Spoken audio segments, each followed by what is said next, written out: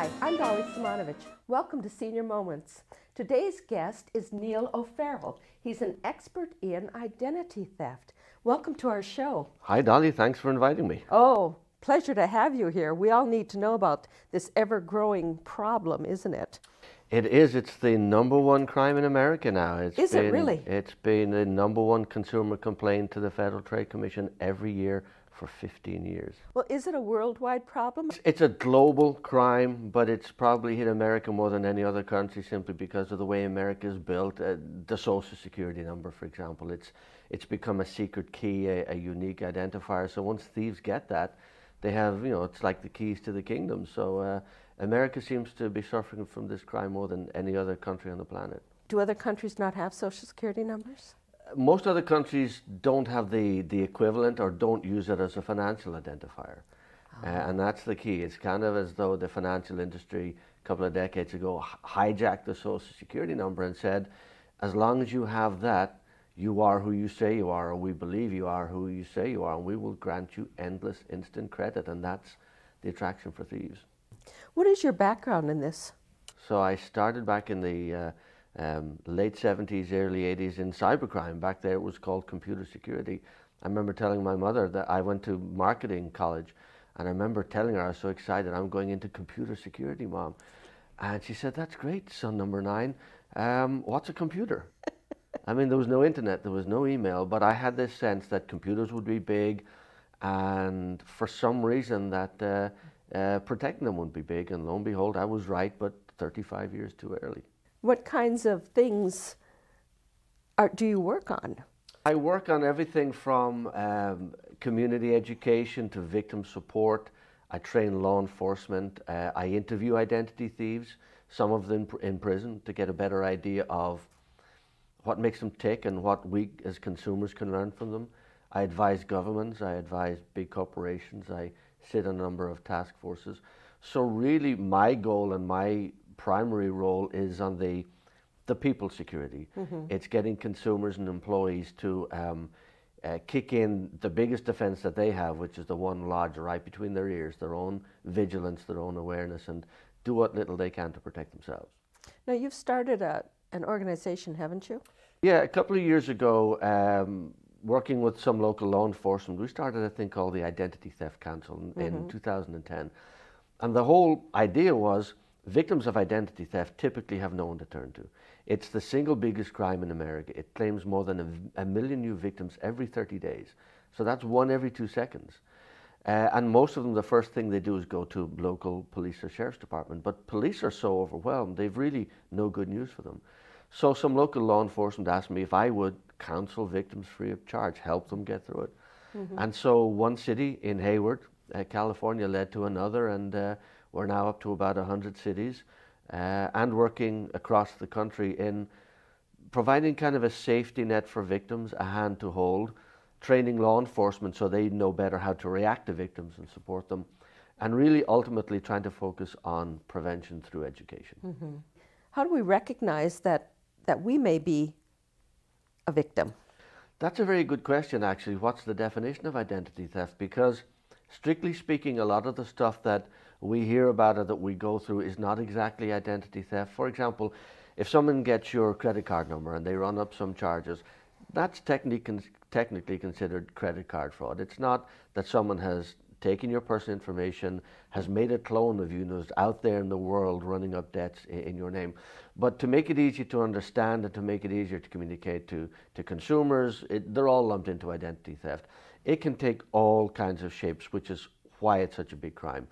It can be someone getting your personal information and opening up new accounts in your name. So they could take out a new credit card, or maybe a Macy's or a Best Buy card, or maybe they want to pay for the utilities, their PG&E using your name, or they simply want to steal money. They want to get into your bank account. They could steal your existing credit cards and start running up charges. They could steal your checks and start writing checks in your name, right through to filing taxes using your identity, applying for social security benefits, applying for a job using your name, although to be honest, most thieves don't work. They already have a job in which is stealing your identity, to hiding using your identity. For example, if they're pulled over by the police, they give your social security number, and suddenly now you have a criminal record in your name. So it's an enormous number of crimes, some simple, some complex, which is why it's so challenging. Can they make up social security numbers? They can, but it's not much use. They can't make up fake social security numbers, but they can make up social security numbers that turn out to be right. But they don't have to make them up. You might have heard of the Anthem data breach. Oh, yes. That one data breach exposed the social security numbers, dates of birth, names, addresses, income of a third of all adults in America. All of them are in danger now. They're all in danger. And 2 weeks after that, another 11 million social security numbers. So we're getting to a point that the social security number of everyone in America will be in the hands of criminals. So criminals don't have to make this stuff up. They simply buy this stolen information off other criminals and go to work on it. The only good news is there's now so much stolen information, it might take the crooks a while to get you. So be patient. They've got 11 million others to go. Exactly. The thieves are working their way to getting to you, and they will get round to you eventually. Do they use social security numbers of people who have passed away? They most certainly do. The death register contains the information of all individuals who have passed away. You can search it yourself, you can download from it, and there are apparently millions of dead people out there with still living in other people's bodies, and generally identity thieves who are running up vast amounts of credit in the names of the deceased. Do they use the deceased name also? Yes, and no one's checking for it.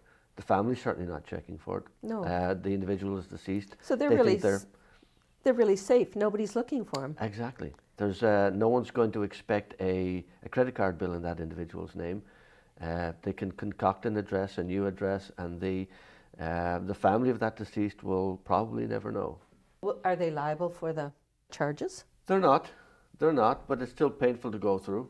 Mm-hmm. If you've been through that process of burying and grieving, mm-hmm. and 6, 12, 18 months later, you're now being told that that person from the grave owes money. And mm-hmm. while you're not liable for it, it can still be a lot of work to untangle it and to clear their name. How long can they use somebody's name? Forever. I mean, a name is something that's pretty hard to change, like a social security number.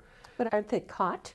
I mean, they have to start paying the bills at some time. No one's really chasing them, and this is the whole one of the reasons identity theft is such an attractive crime for crooks. If you think about it, it's very easy to do. Mm-hmm. You can do it from the safety of an armchair. Instead of being armed with a crowbar or a gun, you're armed with a cup of coffee. Yes.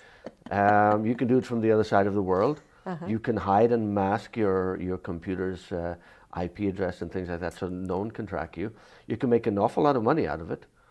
We know thieves who have made millions out of this. We know thieves who have, earned $50,000, $60,000, $70,000 a month working a few hours at home. And law enforcement are not investigating or chasing these criminals. So if you're making so much money and it's so easy and no one's chasing you, what are you going to do? You're going to do it again and get better. The financial industry tends to simply write off the debts. They rarely investigate because there's no point, and there's going to be no restitution, and an investigation simply adds to the cost. So they wipe it off as the cost of doing business. You said that you've interviewed some that have been caught. How do you catch them? Well, quite often they make mistakes. We dealt with what we believe at the time and still do is America's most dangerous identity thief. He's been doing it for 30 years. He's a former hacker who worked for the NSA. He worked for Cisco Systems, so he's highly technical, but he's also a brilliant mind. He's a sociopath, very meticulous. He made a mistake. He was caught in wine country in Sonoma. He was caught by a wine cop on a Friday afternoon on the very last day of his job as a patrol officer.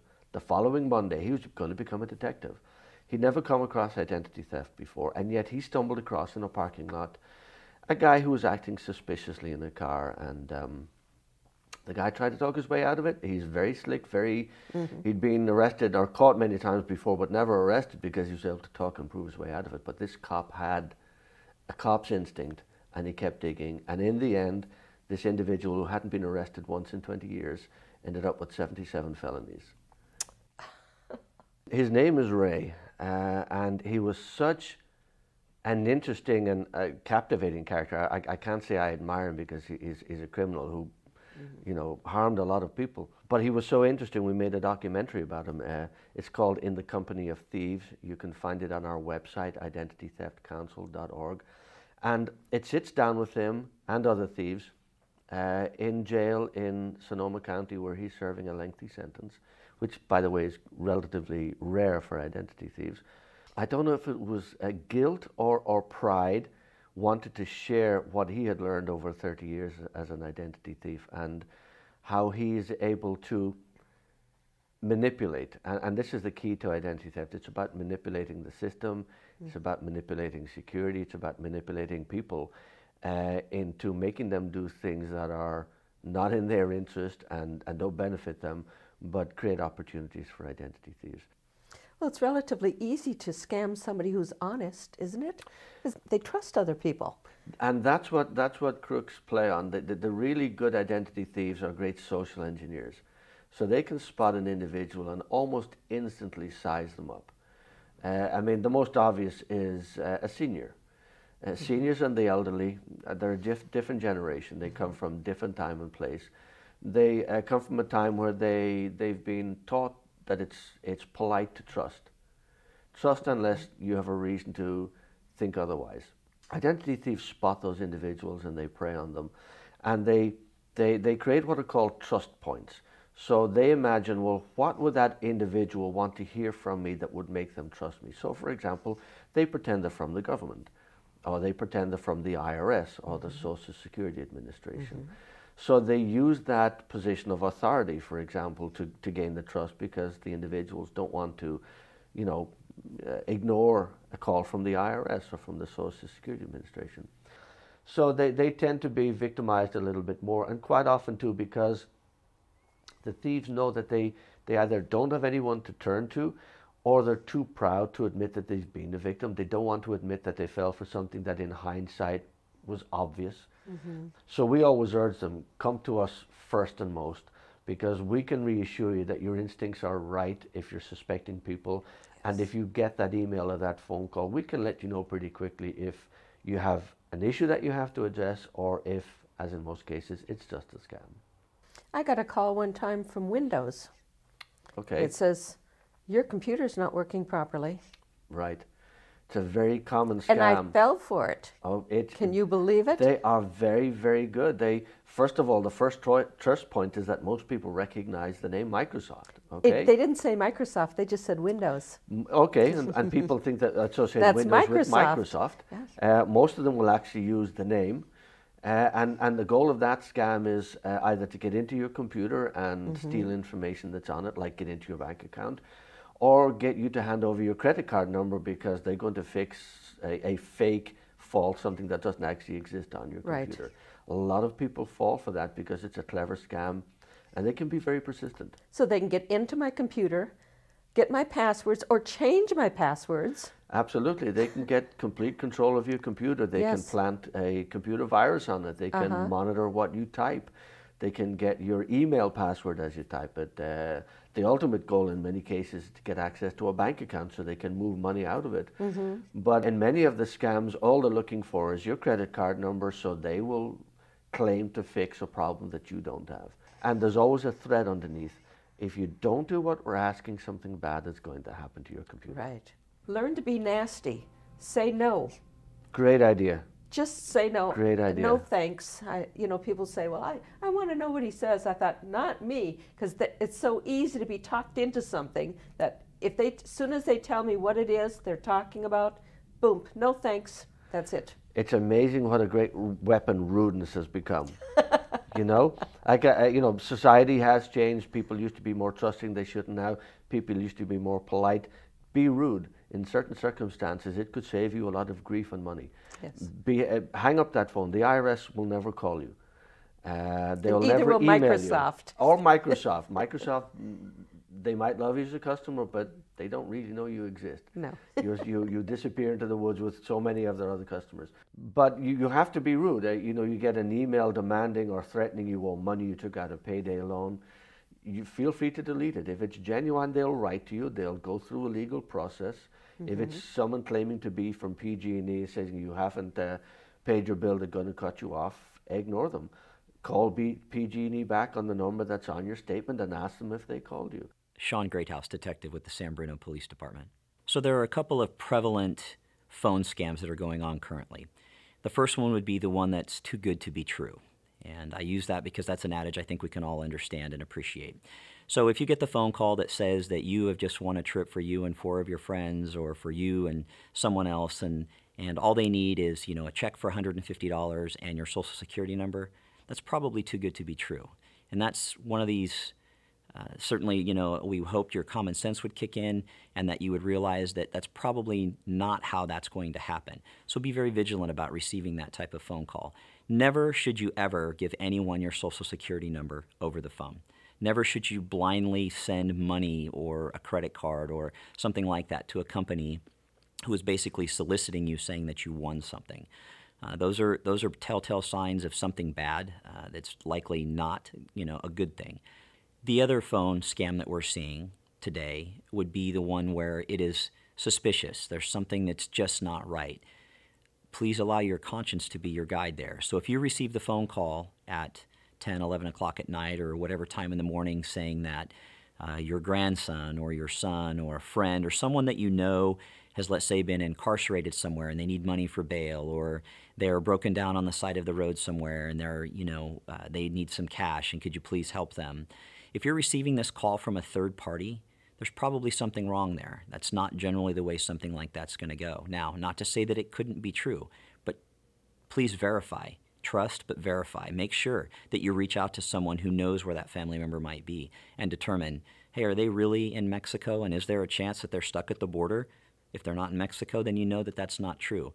These phishing scams where people are just trying to take money from you, which is their ultimate goal, there's a million ways. Just imagine anything that would be important to you, and they know that they're trying to prey on your emotion and prey on the fact that you'll react more quickly without thinking because, oh my gosh, someone's in trouble and they need my assistance. When you get those types of phone calls, again, verify the information before you ever give anyone any information or any money.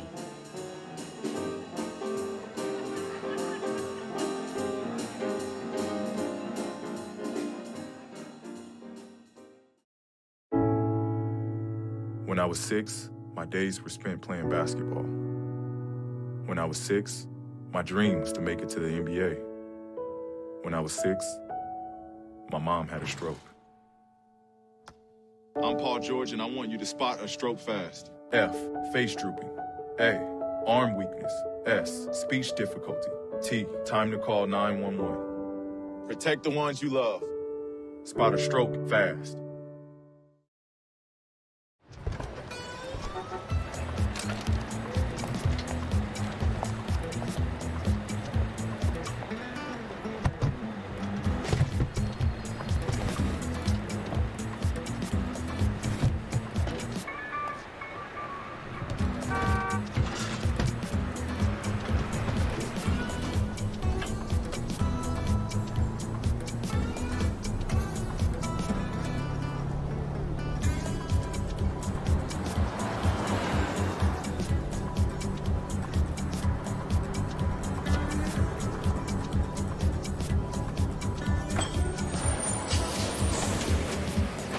It's a short ride from your neighborhood to your naturehood.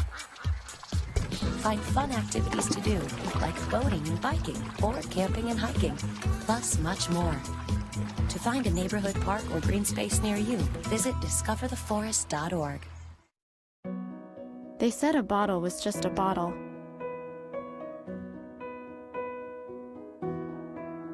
That no one would ever notice me.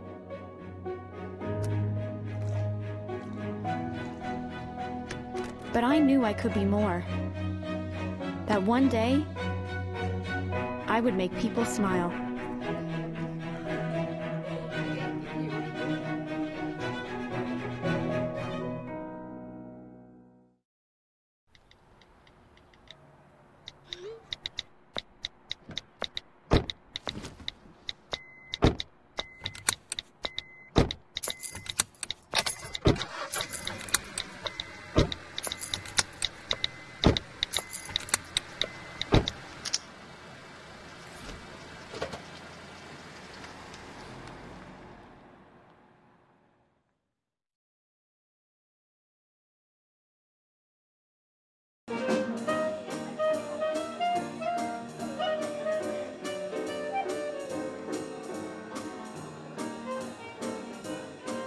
one thing that we always advise as your best defense is to slow down.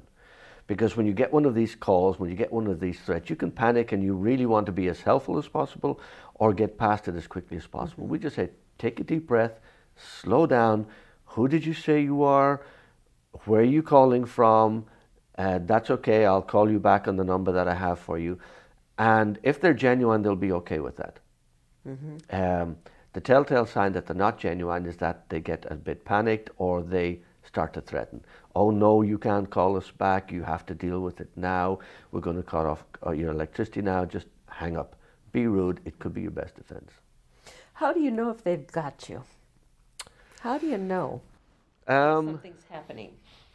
Usually you know that you've been a victim when you get bad or disturbing or suspicious news. Typically for an identity theft victim, it's either someone comes looking for money or someone denies them something. So it could be, for example, you get a call from a debt collector saying, you haven't paid your Capital One credit card bill, you owe us money, and you don't have a Capital One card, so you don't know what they're talking about. Or you try to file for your taxes and the IRS says, no, someone already did. Or the Social Security Administration calls and said, we're cutting off your benefits because you have 50,000 in unclaimed income or undisclosed income, and it turns out that the thief has been working to use your information. So usually you find out long after the crime has occurred, and then you've got to try and figure out, well, what do I do? How do I prove it's not me? How do I get this off my credit? How do I fix my Social Security benefits? And that's when it gets frightening for consumers. How do you know if it's not another scam calling? That's a good point. If it's from the IRS or the Social Security Administration, they won't call. They'll write to you. They'll write to you. In the case of tax fraud, you'll simply get a letter from them. If you're applying by mail, if you're filing your taxes by mail, saying, sorry, you've already done it. Or if you file online, it'll be rejected automatically. The same with the Social Security Administration. They will write to you. They will put it in writing saying, either you owe this or you're being denied this. So at least you have it in writing. You've got that. You're not under pressure too, because you don't have to give them an answer instantly. And then you can start the process of untangling this web. I've gotten letters. I know that you're an expert in the internet, but I've gotten letters that look official. Right.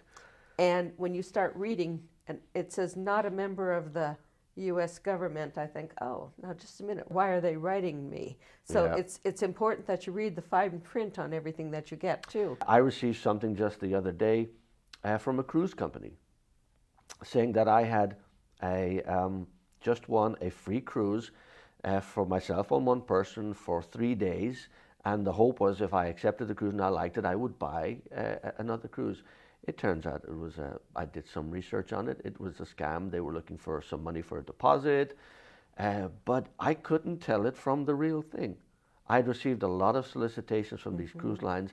It was so convincing. It was so expertly done. It had all the logos. It had all the legal disclaimers.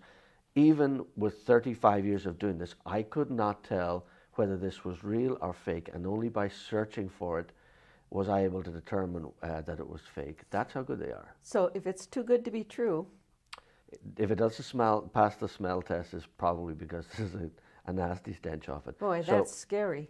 It is. That's part of the problem with dealing with this crime. It's very scary. There's a sense of helplessness that if they're so sophisticated, what can I do to protect myself? Computer theft can affect people who don't have computers. Absolutely. I know that there's an audience sitting out there, well, I don't have to worry because I don't have a computer. But they're computerized anyhow, whether they have one or not. Is that correct? If you have a phone, if you have a smartphone, that's a computer. It just happens to have a phone attached as an extra, but it's essentially a computer. And there are scams targeted at your phone. There's malware and computer viruses that are targeted at your phone. So even having a phone makes you vulnerable. But you don't have to own a computer or use the internet to be vulnerable, because the thieves are stealing information from other computers. And the computers of companies that you might have a relationship with, like a utility company or a credit card company. And then they're using that information to steal your identity. So don't sit back and think you're safe, because they can get you. As long as you have ever existed on this planet, you are vulnerable, dead or alive.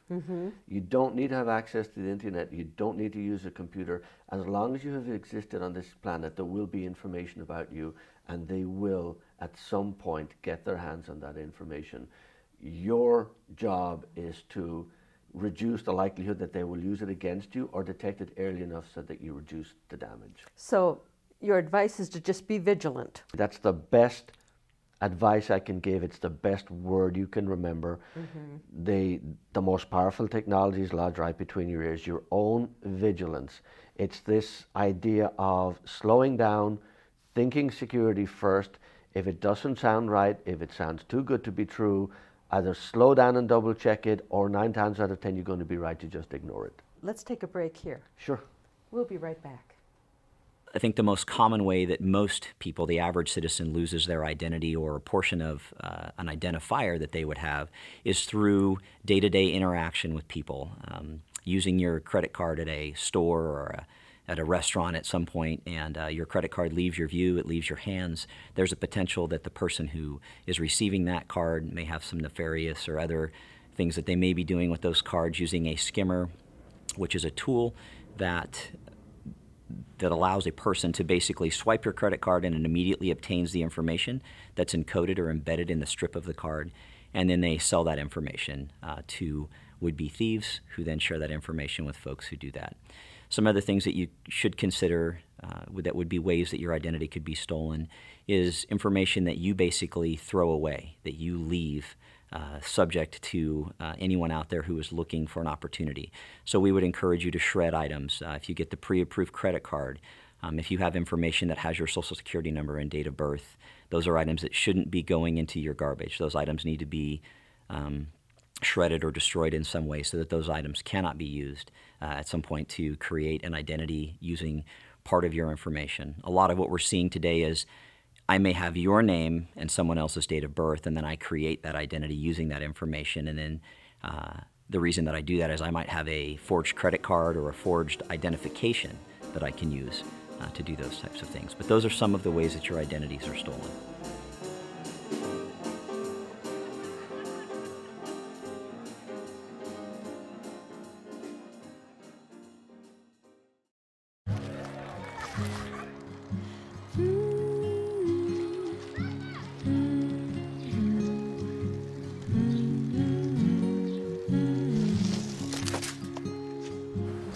Of all the things you've done with your bike, donating it to Goodwill may be the most incredible of all. Your donations help fund job placement and training for people in your community, which means your stuff can be more powerful than you think. Goodwill. Donate stuff, create jobs. Hey, did you know 2.4 million loving cats and dogs in shelters and rescues need our help to find a home? Let's go to the shelterpetproject.org and meet a few who are in a shelter near you. Harlow. Oh, she's one great listener who loves to hear all your stories. My kind of cat. Cerulo is a sweet, goofy boy who's eager to please. Sounds just like another dog I know. So go to the shelterpetproject.org, search your local shelters and rescues, and go for a cuddle with your next best friend. Adopt. We're watching for West Nile virus. Are you? Dead birds are often the first sign that West Nile virus is in your neighborhood. If you find a dead bird, call the California West Nile virus hotline or report it online at westnile.ca.gov. For more information about West Nile virus in San Mateo County, go to smcmvcd.org or call the San Mateo County Mosquito and Vector Control District, protecting public health since 1916. Okay, Simon, what do people wear? Clothes. That's right, so it's important to learn how to dress yourself. Here's how it's done. Shirt, underwear, pants, socks, shoes. Underwear, always first, name tag on the back. Then pants and shirt. Go ahead and put this on. Now with the shirt, you want to make sure the first button's right or you have to start all over again, okay? Socks left on left, right on right. Tying the shoes, we're gonna take the laces, we're gonna cross them over, we're gonna turn around where the bunny goes down in the hole, pull it tight, and bunny ears. Got it? Most parenting is hard to do in just 2 minutes. But 2 minutes twice a day making sure they brush is easier, and it could help save them from a lifetime of tooth pain. You know the old saying, the grass is always greener on the other side. Well, it may look that way, But when you get up close, it's all weeds and stickers. Those big company TV providers may have great introductory offers, but redefined print. You have to sign a long-term contract? Do they offer free service calls? And just how high do their rates go after the limited time offer expires? At San Bruno Cable, you sign no long-term contract. Our rates are easy to understand without surprises, and if you experience a problem, we offer free service calls on the next business day. Thank you for choosing San Bruno Cable.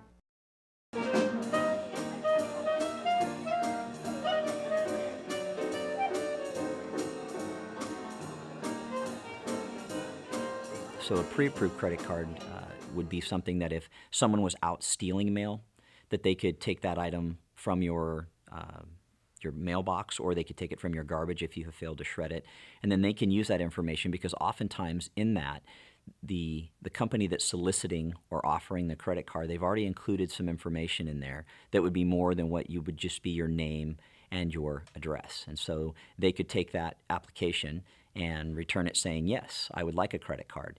And then most folks who are adept at doing these types of crimes kind of have an idea of when they can expect that credit card to arrive in the mail, and they'll be checking your mailbox in future dates to see if the credit card arrives. And if so, then they'll take that credit card and begin to use it immediately.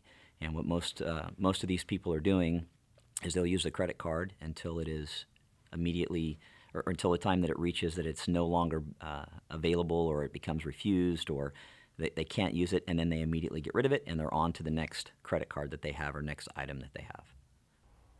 Hi, welcome back. We're here with Neil O'Farrell, an expert on identity theft. Neil, what can we do to keep ourselves safe? I think there are so many things that you can do. It's really a matter of focusing on the stuff that's the easiest to do, the most important to do, and the stuff that you really need to be doing today. So if you look at just your computer, for example, a lot of your protection is really about better habits and behaviors. It's about not doing stuff. So the number one threat on your computer is computer viruses. Now they are far more sophisticated than they were when I first started. In fact, they barely existed back then. There are more than 200 million different types of computer viruses out there, and they're getting more sophisticated every day. They want into your life through your computer. So how do you stop them? Rule number one, stop clicking on stuff. The only way that these viruses, this malware can get onto your computer, they usually come through email, and they require you to click on a link or try and open an attachment, and as soon as you do, that launches the malware into your computer, and then they can wreak havoc. They can get into your bank account, they can steal your passwords. If you don't click, they lose. It's the easiest way to fight back. Well, what do you do if it comes from your relative? You get an email and it says your relative's full name, and tell them to stop sending this stuff. I mean, really, it's really a judgment call for you.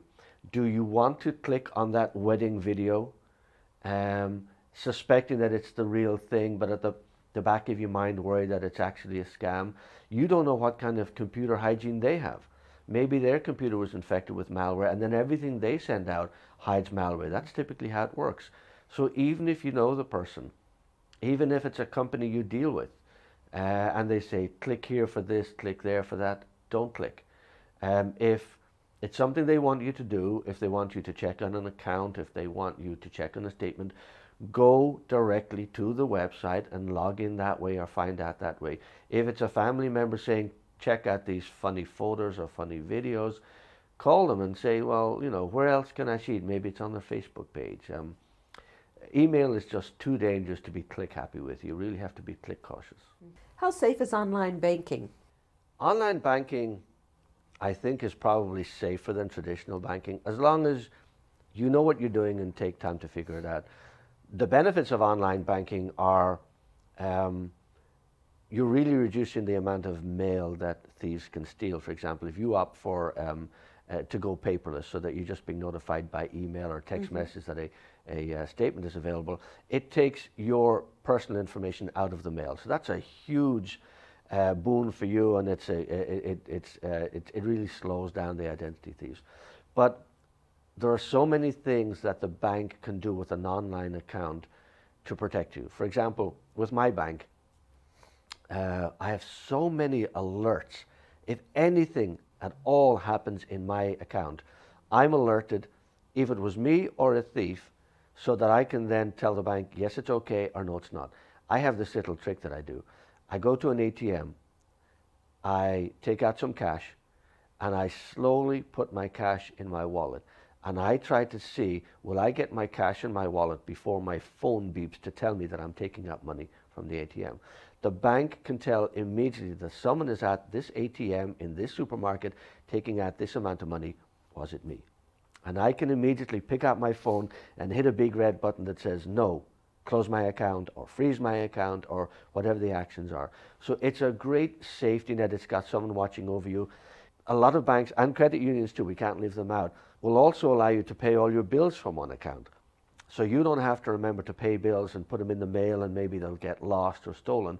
You can have your bank or credit union pay those directly out of your account, which again reduces your vulnerability to identity theft and pushes onto the financial institution the responsibility for making sure that those bills were paid. And if it got lost in the mail, that's on the financial institution and not on you. So if you're comfortable using the computer and using the internet, I would highly recommend it. The only caveat is make sure that you keep your computer clean from computer viruses, because they will know you're banking online and they will either try to intercept those messages or try and steal your password and get in. So it comes with a trade-off. It really does force you to make sure that you're practicing computer hygiene. How about writing checks? I would avoid it simply because, first of all, you have to get those checks, which means checks are coming to you in the mail, which makes them vulnerable to being stolen. I'm a big fan of using credit cards, and especially over ATM or debit cards. Never ever use your debit or ATM card to pay bills. If you're using a credit card, they're stealing the credit card company's money. They're stealing the bank's money. I'm okay with that. If they steal your debit card and get your PIN number, for example, you go into a store, you swipe your credit card or your debit card or your ATM card and you enter in your PIN. Hackers can steal all of those. They can make a clone of your card and they can empty your bank account. When they're emptying your bank account, they're stealing your money. Mm-hmm. Now, you may get it back, you may not get it back, or you may get it back in a couple of months, but in the meantime, you have to pay your bills. So I would minimize the use of a check. I would never use my debit card to pay for anything, especially online. I use your credit card and pay it off at the end of the month. I do it. I have purchase protection. If I don't like something and the store won't take it back, my credit card will refund me completely. I get lots of alerts. I earn points. I can get a free weekend away. And it's just shutting off one more path for crooks to get access to my bank account. Mm-hmm.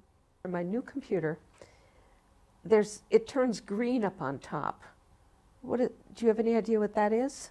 There are programs that you can download. Quite often they're bundled in with your antivirus software. And the goal of these, they're like site advisors. The goal is, before you click on a website, they try to determine if the website is safe. So they're looking for obvious signs of malware, of computer virus, hiding on that website, so when you click, you get infected. I highly recommend them. They're not intrusive. They don't slow down your surfing noticeably. They provide tremendous benefit, and in most cases, they're free.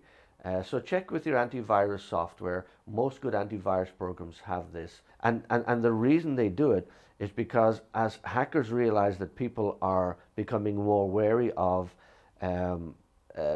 emails hiding viruses, they're now moving to infecting websites so that visitors to those websites get infected when they visit the website or click on something. Stay away from websites that you don't know. So don't be so surf happy. Stay in safe neighborhoods. In stores, the websites of stores that you're familiar with, big brand names. So what other things can we do to keep ourselves safe? The dreaded password. Okay, I mean, passwords are like people. You may not like them, you may not get along with them, but you can't live without them. So most of us, whether we admit it or not, cheat with our passwords.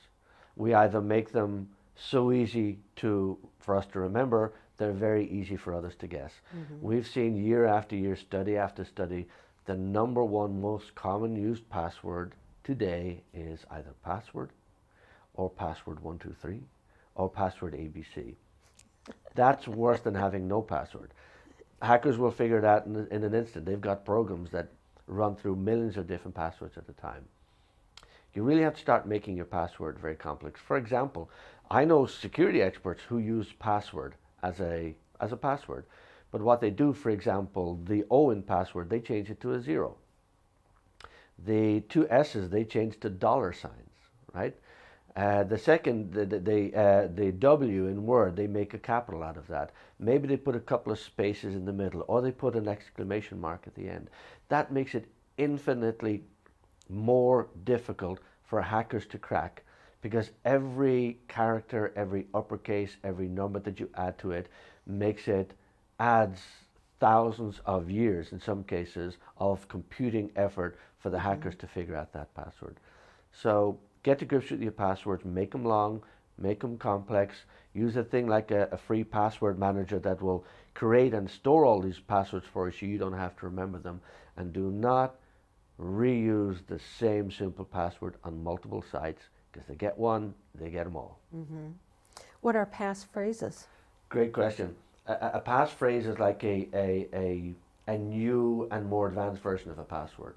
So a passphrase is a phrase that only you would know about your life, that will be almost impossible for hackers to guess, and from which you create a password. So for example, I graduated from San Bruno High in July 2nd, let's be kind, 1980, okay?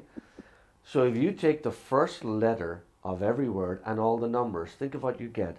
I, there's a capital I, so immediately that's an advantage to you, an advantage to hackers, because it's adding a capital. Graduated from, small g, small f. San Bruno High, capital S, capital B, capital H. So you see where I'm going? And then you add in the numbers, July, you've got a capital J in July, but you've got the second 02. That means you've got a password that is 8, 10, 12 characters long, has got uppercase, lowercase, and numbers, is easy for you to remember, but impossible for hackers to guess. You can even write it down and keep it near your computer, because if someone breaks into your house, they're very unlikely to look at that and say, oh, that's a password. It's a very, very easy way to achieve what you really want with passwords. Is very, very hard to guess, but without having to strain your memory. What a good idea. And that's the thing about security. Most of the security are simple ideas if you just thought of them. It's just doing very, very simple things, you know, like we talked about before, slowing down, not clicking on stuff, just changing your behavior. You don't have to be a rocket scientist, you don't have to be an expert. If you slow down, it really is your best defense. And the same goes with passwords. Slow down and think of different ways to get to the same place. Is there anything else we can do to help ourselves? There are lots of records out there that can tell you if you're a victim. The two most obvious are your bank and credit card statements and your credit reports. You need to be checking your bank and credit card statements every single month, because if thieves have access to your accounts, what they will do is quite often they will run very small payments through your accounts just to see if you're watching. And if you're not watching and there are no alarms going off and there are no alerts, then they'll hit you for a big number. So make sure you get those statements. Get those statements from your mail as soon as they arrive, because you don't want thieves getting those statements, because then they know a little bit more about you. If you can, and if you're comfortable, switch to online banking or getting your statements by email. Again, it takes one link out of the criminal underworld because they're not able to steal your mail. The statements aren't coming in your mail. On the credit reporting side, that's often the first sign that either someone has your information and they are testing it, or they are actually successfully opening accounts in your name. What does that do to your credit score? Yeah, it does an awful lot of harm. If thieves are taking out a lot of credit in your name, as credit gets bigger, scores get lower. As credit becomes debt and you're not paying it, your score gets even lower. So you really have to make sure that you are watching your credit. You can monitor it free, each credit report once a year. There's a site called annualcreditreport.com. You're entitled by law to it once a year. And you don't have to pay for it. You don't have to pay for it. If they ask you for a credit card, if they ask you to pay for it, you're on a scam site. Don't go to any site that looks like it or sounds like it. It's annualcreditreport.com. And there are lots of other websites out there that allow you to monitor your credit reports free of charge. creditkarma.com, creditsesame.com. They will allow you free access to your credit reports, no credit card required, and they will alert you if there are signs that someone's applying for credit in your name, and that allows you to kick in your defenses, go to the bureau, say, that's not me, get it off my report, maybe file a police report. So when it comes to documentation, checking your credit and bank statements very carefully every single month and challenging anything that you see, and watching your credit reports at least once a year, but around the clock if you can, because if you're only doing it once a year, it gives the thieves 12 months to do harm that's going to just create such a mess for you to clean up. What is included in your credit report? Your credit report essentially contains all your credit history and then some. So it lists all of your credit cards, it lists every piece of credit that you've had. It lists all the inquiries for credit. So you applied for a credit card, but you didn't go through with it. The inquiry is still going to be there. It will list any mortgages that you've had or applied for. It will list all the addresses that you've lived at. So it's a wealth of information about you. The credit bureaus are very good at stopping thieves from getting their hands on that information, but the thieves don't need to do that. They'll get that information from other sources and then use it to get credit in your name. Quite often the bureaus are not watching out for it. They don't know if it was you or someone else applied for that credit card. Yes. It's up to you to watch that, and as soon as you do, you kick in your response mode, you call the bureau and say, that's not me, here's why, here's my police report, get it out of my credit report and don't let it hurt my score. Knowing your score isn't good enough. The score is simply a measure of your credit worthiness. And until the credit turns bad, it's unlikely to affect your score, or until the credit has got very high, it's not likely to affect your score. What thieves will often do, and this thief that we interviewed in jail in Sonoma has told us, if he gets people with victims with a good identity and a very high net worth and very high credit score, and you can have a very high credit score and not be wealthy, you've simply been good with your credit all your life, he will take out credit in their name and he'll pay it off. So there are no red flags. He'll pay it off and he'll get more credit and more credit. So the credit card companies and the banks are not watching this individual because there are no signs. And then he'll wait until the accounts get into $20,000, $30,000, $40,000. Then he'll cash everything out and disappear. And then the house of cards comes crashing down. The first you know about it as a victim is when they come calling, wondering why you haven't paid your debts. Oh dear. Not a good situation to be in, and very frightening for consumers. The only good news is, as a consumer, you are absolutely not liable for these debts, and you absolutely do not have to prove that they're not yours. This is the panic that victims feel that, well, it's just my word against the banks. It's not your word. You simply have to assert that it's not you, and that's usually accepted with a police report. It's then up to the debt collector or the bank or the credit card company to prove it wasn't you. 9 times out of 10 they won't waste a dime on it, because they know they deal with identity theft all the time. They'll absolve you of the debt and move on, but you've got to stand your ground. You say make a police report first thing? If you're a victim of identity theft, the first thing you've got to do is get the facts. What kind of identity theft was it? Was it simply that you gave your card in a restaurant and someone dishonest at the restaurant got your number and you used it to ring up charges? That's the easiest of all kinds of identity theft. You call your credit card company, you deny it's yours, they remove it, you move on, it doesn't affect your credit score, it's not a black mark against you. So you've got to figure out how far did the thieves go with this and what did they do with it.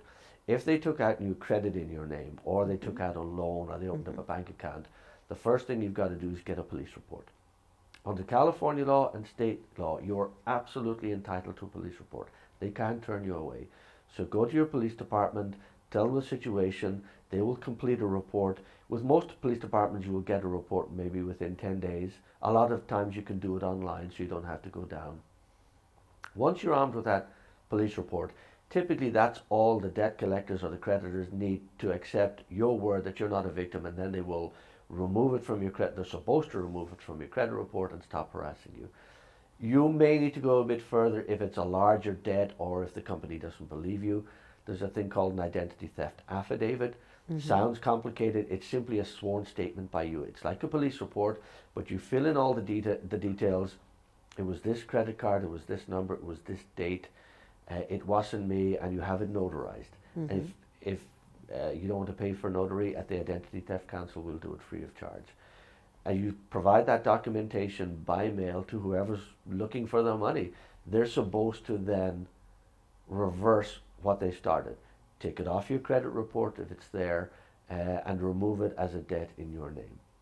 It's important for everyone to know that we, as the police department here in San Bruno, are a resource to you.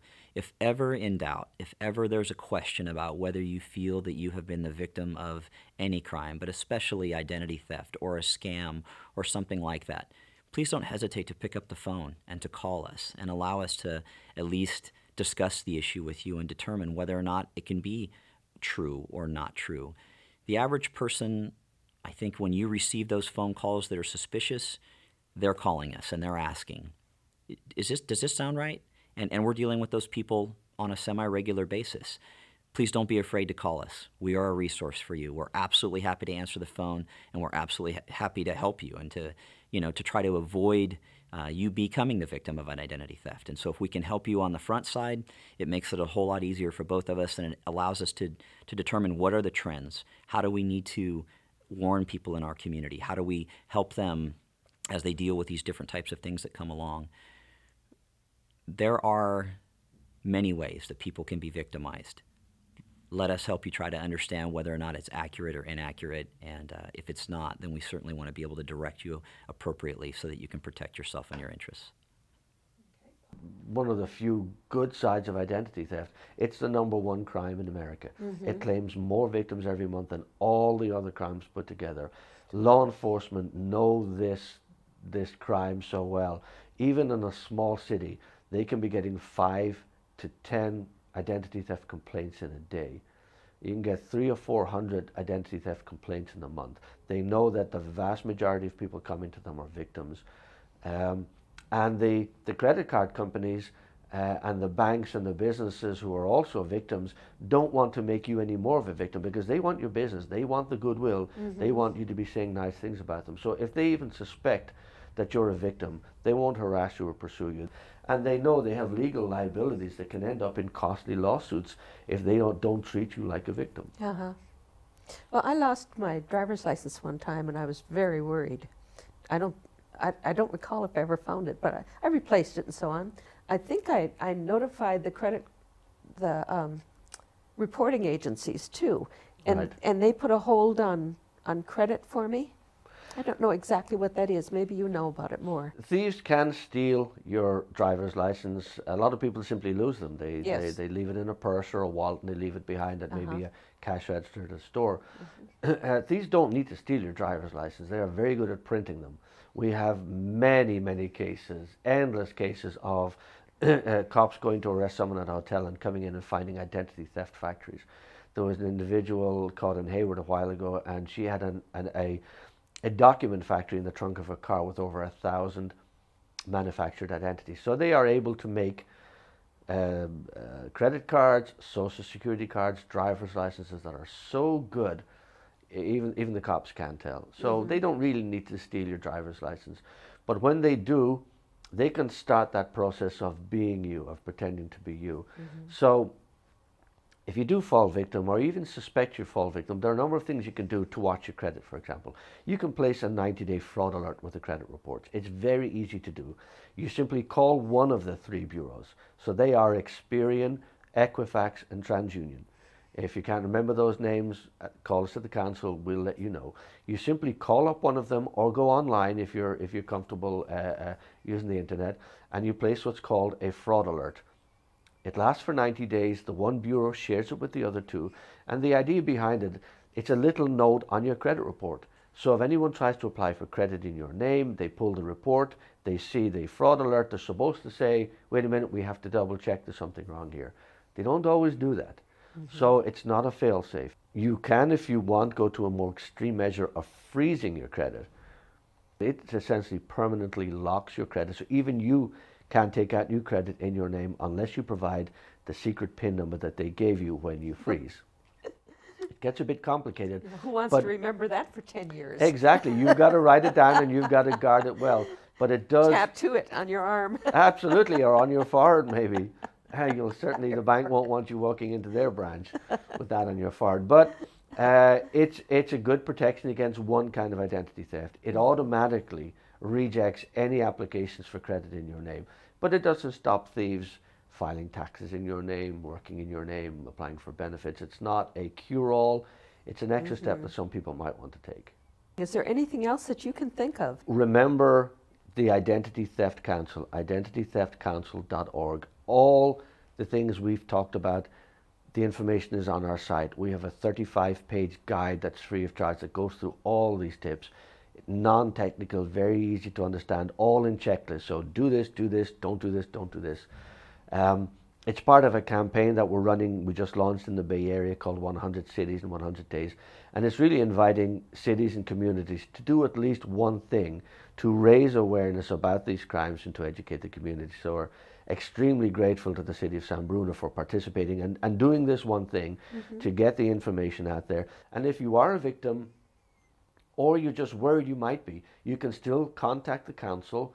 We'll provide free of charge any advice and support over the phone. It won't cost you a dime. And it's like your local police department. You don't have to wait until you've been a victim to contact us. If you're just worried or there's something going on that you're a bit suspicious of, or you just want good, sound safety advice, contact us. You'll get access to some of the top experts in the country free of charge. It's a great thing for the Bay Area, so use us. Neil, thank you so much. I appreciate the information. It was fun talking to you. Thanks for getting the word out. Well, I'm sure that everybody out at home enjoyed it too. Great. Well, we hope we didn't scare you too much and we gave you some useful information. And remember, if you don't click, they lose. Thank you. And thank you for watching. I hope to see you next time on Senior Moments.